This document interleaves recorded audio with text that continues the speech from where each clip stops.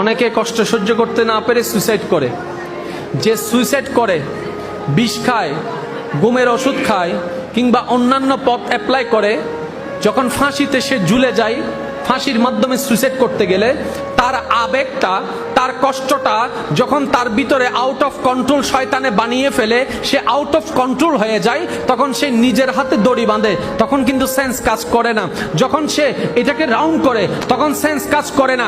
যখন সে ঝুলাই দেয়, গলার মধ্যে লাগায়, তখনও সেন্স কাজ করে না।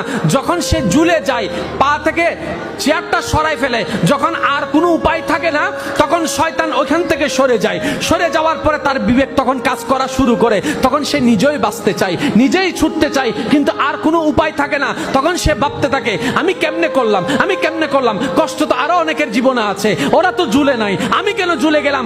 এই জন্য ভাইয়েরা, শয়তান থেকে সবসময় সাবধান থাকতে হবে। তাকে কখন